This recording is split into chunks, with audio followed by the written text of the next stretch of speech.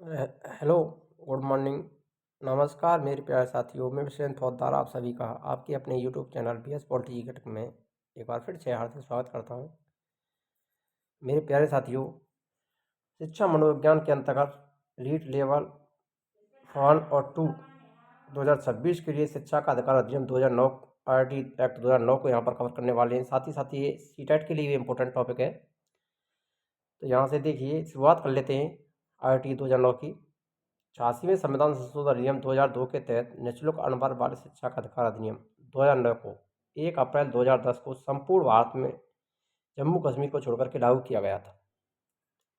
तो ये ध्यान रखना, कब लागू हुआ था ये संपूर्ण भारत में? 1 अप्रैल। ये कई बार यहाँ से क्वेश्चन बना है। IIT 2009 के संशोधन के तहत 86वें संविधान संशोधन 2002 के तहत निःशुल्क अनिवार्य बाल शिक्षा का अधिकार अधिनियम 2009 को 1 अप्रैल 2010 को संपूर्ण भारत में लागू किया गया था, जम्मू कश्मीर के अलावा।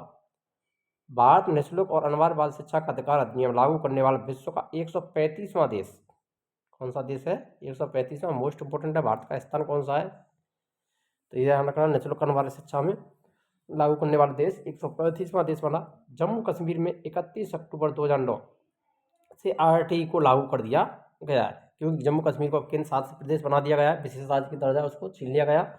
उसके बाद 31 अक्टूबर 2009 से RT act of Jammu Kashmir में भी लागू कर दिया गया है।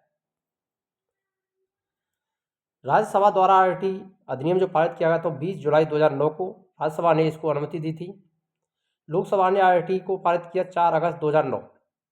नेक्स्ट अगले महीने में 4 अगस्त को, 20 जुलाई को राज्यसभा, 4 अगस्त को 2009 में लोकसभा के द्वारा पारित किया गया RT। राष्ट्रपति के द्वारा इस पर हस्ताक्षर 26 अगस्त 2009 को किए गए, अगस्त के महीने में किए गए थे। और इसे RT को जब लागू किया गया तो 1 अप्रैल 2010 को इसको लागू हुआ था। ये 2009 पढ़ते आए, लेकिन ये लागू हुआ था 1 अप्रैल 2010 को। वर्तमान की बात करें तो इसमें 7 अध्याय, 39 धारा और 1 अनुसूची शामिल की गई है। आइए अब सभी अध्यायों को एक बार देख लेते हैं। अध्याय पहला, प्रारंभिक। इसमें 1 और 2 धाराएं रखी गई हैं, केवल 2 धाराएं आती हैं। अध्याय 2, निःशुल्क अनिवार्य बाल शिक्षा का अधिकार। ये 3 से 5 धाराएं इसके अंतर्गत आती हैं।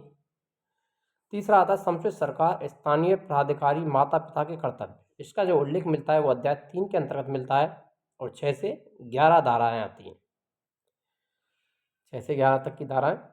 अध्याय 4, विद्यालय और शिक्षकों के उत्तरदायित्वों का उल्लेख किया गया है और इसमें 12 से 28 तक धाराओं का उल्लेख मिलता है। विद्यालय शिक्षकों के उत्तरदायित्वों का उल्लेख 12 से 28 तक किया गया है। अध्याय 5, प्रारंभिक शिक्षा पाठ्यक्रम एवं उसका पूरा किया जाने का उल्लेख धारा 29 और 30 में मिलता है और अध्याय 5 में मिलता है। अध्याय 6, बालकों के अधिकारों का संरक्षण, 31 से 34 तक इसका उल्लेख है। 7वां प्रकीर्णन, अन्य मुख्य बातें इसके अंतर्गत रखी गई हैं, 35 से 39 तक इनको रखा गया है। अध्याय 1 को यहाँ पर देखते हैं। पहले शुरुआत करते हैं अध्याय 1 से। इसमें धारा 1 आपने पढ़ लिया, संक्षिप्त नाम, विस्तार और प्रारंभिक। प्रारंभिक पढ़ा था, इसका उल्लेख मिलता है प्रारंभ का। नाम, निःशुल्क अनिवार्य बाल शिक्षा अधिकार अधिनियम 2009। विस्तार की बात करें, संपूर्ण भारत में जम्मू कश्मीर को छोड़कर के लागू किया गया था 1 अप्रैल 2010 को, लेकिन 2019 में इसे जम्मू कश्मीर भी लागू कर दिया गया। धारा 2 कहती है, इसमें प्रवासन यानी विशेष शब्दावली का उल्लेख है, प्रवासन का उल्लेख किया गया है, जिसमें बालक की परिभाषा दी गई। 6 से 14 वर्ष तक के बालक एवं बालिकाएं दोनों इसमें शामिल होंगे, ये कहा गया है। इसके अलावा प्रारंभिक शिक्षा की बात करें तो 1 से 8 तक का उल्लेख मिलता है। असुविधाग्रस्त क्षेत्रों के बालक, अनुसूचित जाति, जनजाति, सामाजिक, सांस्कृतिक, भौतिक और भौगोलिक शैक्षिक दृष्टि से पिछड़े क्षेत्रों के बालकों को इसके अंतर्गत शामिल किया जाता है। दुर्लभ वर्ग के बालक, गरीबी रेखा से नीचे जीवन यापन करने वाले बालक, 2.5 लाख से कम आय। अनुवीक्षण प्रक्रिया, विद्यालय में प्रवेश देते समय बालक से ली जाने वाली प्रवेश परीक्षा, तो ये सभी इसके अंतर्गत शामिल किए जाते हैं। अध्याय 2, धारा 3, 6 से 14 वर्ष तक के बालकों के पास ही विद्यालय में निःशुल्क और अनिवार्य प्रारंभिक शिक्षा प्राप्त करने का अधिकार है, इसका उल्लेख मिलता है धारा 3 में। धारा 4, अनामांकित स्कूल बीच में छोड़ चुके बच्चों को उनकी आयु के अनुसार कक्षा में प्रवेश मिलेगा ऐसे पालकों को अन्य पालकों के समान रहने के लिए विशेष प्रशिक्षण प्राप्त करने का अधिकार भी होगा। इसका उल्लेख मिलता है धारा 4 में। धारा 5 कहती है प्रत्येक बालक को प्रारंभिक शिक्षा पूर्ण करने तक एक विद्यालय से दूसरे विद्यालय में स्थानांतरण का अधिकार होगा। अध्याय 3 की बात करें तो धारा 6 आरटी लागू होने के 3 वर्ष के अंदर ऐसे स्थानों पर विद्यालय स्थापित किए जाएंगे जहां विद्यालय नहीं होंगे। प्रत्येक 1 किलोमीटर क्षेत्र में बात करें तो एक प्राथमिक विद्यालय होना अनिवार्य है। 2 किलोमीटर क्षेत्र में एक उच्च प्राथमिक विद्यालय होना अनिवार्य है, स्थापित किया जाएगा। धारा 7 आरटी के संबंध में केंद्र और राज्य में आर्थिक अनुदान का अनुपात वर्तमान की बात करें 60 और 40 रखा गया है। पूर्वोत्तर राज्यों में 90-10 का अनुपात है। मोस्ट इम्पोर्टेंट यहाँ से कई बार क्वेश्चन बना है कि आरटी अधिनियम धारा 7 के अंतर्गत केंद्र राज्य में आर्थिक अनुदान आरटी 2009 के तहत कितना है। अन्य राज्यों के लिए 60-40 का अनुपात है और पूर्वोत्तर में 90-10 का। 90 केंद्र 10 राज्य और अन्य में 60 केंद्र का 40 अन्य राज्यों का। धारा 8 समुचित सरकार के कर्तव्यों का उल्लेख करती है। धारा 9 स्थानीय प्राधिकारियों के कर्तव्यों का उल्लेख करती है। धारा 10 माता पिता संरक्षक के कर्तव्य कि बालकों को निःशुल्क अनिवार्य शिक्षा प्रदान करें। तो माता पिता के कर्तव्यों का उल्लेख धारा 9 में।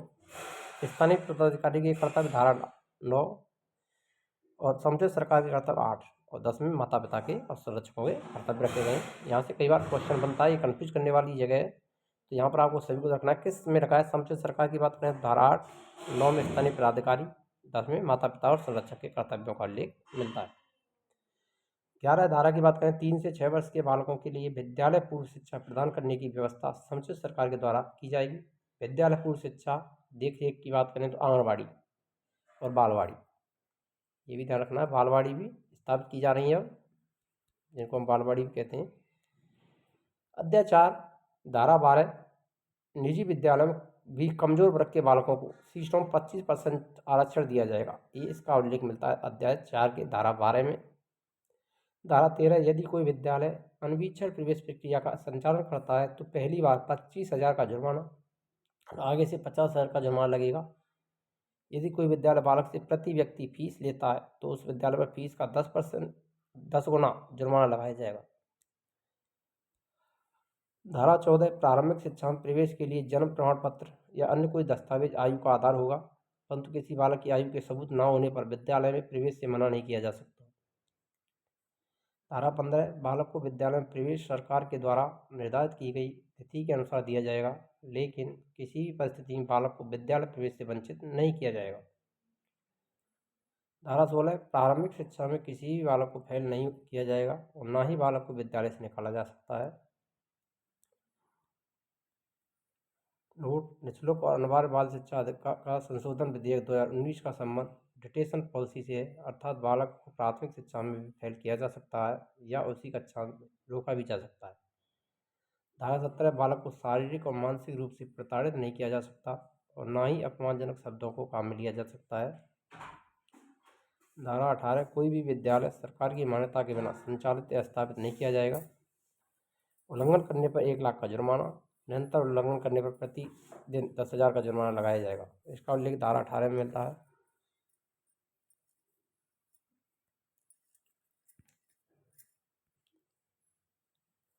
धारा 19 की बात करें तो विद्यालय के मानक और मान विद्यालय भवन, पुस्तकालय, प्रयोगशाला, प्रधानाध्यापक कक्ष, शौचालय आदि का उल्लेख धारा 19 में मिलता है। धारा 20 केंद्र सरकार आरटी में संशोधन कर सकती है। केंद्र सरकार को आरटी में संशोधन का अधिकार धारा 20 के तहत दिया गया है। धारा 21 विद्यालय प्रबंधन समिति एसएमसी का उल्लेख मिलता है। मोस्ट इंपोर्टेंट है कि एसएमसी विद्यालय प्रबंधन समिति का उल्लेख कौन से धारा में मिलता है? 21 में। ये कई बार यहाँ से भी क्वेश्चन बना है। सदस्य संख्या 16 इसके अंतर्गत आती है। एसएमसी में 3/4 सदस्य अभिभावक होंगे। अध्यक्ष भी अभिभावक होता है, उपाध्यक्ष भी अभिभावक होता है, सचिव प्रधानाध्यापक होता है। महिला सदस्यों की संख्या 50% होगी। धारा 22 विद्यालय विकास योजना का उल्लेख मिलेगा। धारा 23 में अध्यापक पद की योग्यता का उल्लेख मिलता है। धारा 24 अध्यापक के कार्य और कर्तव्यों का उल्लेख मिलता है। धारा 25 की बात करें तो छात्र शिक्षक अनुपात का उल्लेख मिलता है और यहाँ से भी हमेशा क्वेश्चन बनते हैं। मोस्ट इंपोर्टेंट है धारा 25। 1 से 5 तक 60 छात्रों तक 2 शिक्षक होंगे। 61 से 90 छात्रों के मध्य 3 शिक्षक होंगे और 90 से 120 छात्रों के मध्य 4 और 121 से 200 छात्रों के मध्य 5 शिक्षक होंगे। नोट: सामान्यतः कक्षा 1 से 5 तक प्राथमिक शिक्षा तक छात्र शिक्षक अनुपात 30:1 रखा गया है। मोस्ट इंपॉर्टेंट है, छात्र शिक्षक अनुपात 1 से 5 तक 30, परंतु 200 से अधिक छात्र होने पर छात्र शिक्षक अनुपात की बात करें तो 40:1 हो जाता है, 200 से अधिक पर, और 200 से नीचे है 30:1 होगा। कक्षा 1 से 5 तक शिक्षण घंटे 800 और शिक्षण दिवस 200 होंगे।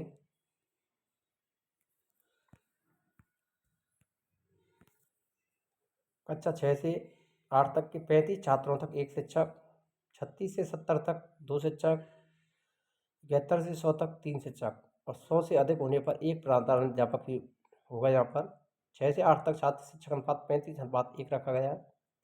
6 से 8 तक शिक्षण घंटे 1000 और शिक्षण दिवसों की संख्या 220। वही धारा 26 में सरकारी विद्यालयों में कुल स्वीकृत पदों में से 10% से अधिक रिक्त पद नहीं रहेंगे। 27 धारा कहती है अध्यापकों को जनगणना, आपदा प्रबंधन, चुनाव के अलावा अन्य किसी भी कार्य में नहीं लगाया जाएगा। 28 में मोस्ट इंपोर्टेंट है, यहाँ भी सरकारी अध्यापक निजी शिक्षण प्रक्रिया यानी प्राइवेट ट्यूशन में भाग नहीं लेंगे। अध्याय 5 धारा 29 पाठ्यक्रम मूल्यांकन प्रक्रिया का उल्लेख। धारा 30 कक्षा 8 की शिक्षा पूर्ण होने पर प्रमाण पत्र दिया जाएगा। अध्याय 6 31 धारा कहती है बालक अधिकार संरक्षण अधिनियम 2005 के अनुसार बालकों के अधिकारों की रक्षा करने के लिए राष्ट्रीय स्तर पर राष्ट्रीय बालक अधिकार संरक्षण आयोग और राज्य स्तर पर राज्य बालक संरक्षण आयोग गठित किए जाएंगे। धारा 32 बालकों के अधिकार संबंधी शिकायत का निवारण स्थानीय पदाधिकारी को 3 माह के भीतर करना होगा। राष्ट्रीय सलाहकार परिषद के गठन की बात धारा 33 के अंतर्गत की गई है और राज्य सलाहकार परिषद का गठन 34 के अंतर्गत। मोस्ट इंपोर्टेंट है, दोनों को ध्यान रखना है, राष्ट्रीय 33 में और राज्य 34 में। अध्याय 7 धारा 35 केंद्र द्वारा राज्य सरकार स्थानीय प्राधिकारी को इस अधिनियम को लागू करने के निर्देश। धारा 36 अभियोजन के पूर्व मंजूरी। धारा 37 सद्भाव पूर्वक की गई कार्रवाई के लिए संरक्षण। धारा 38 समुचित सरकार की नियम बनाने की शक्ति और धारा 39 कठिनाइयों को दूर करने के केंद्र सरकार की शक्तियों का उल्लेख मिलता है। अगर आपने अभी तक वीडियो को लाइक नहीं किया तो वीडियो लाइक करें, शेयर करें और चैनल पर नए हो तो चैनल को सब्सक्राइब करना ना भूलें। मिलते हैं नेक्स्ट वीडियो में नए टॉपिक के साथ, तब तक के लिए जय हिंद, राधे राधे, जय श्री कृष्ण।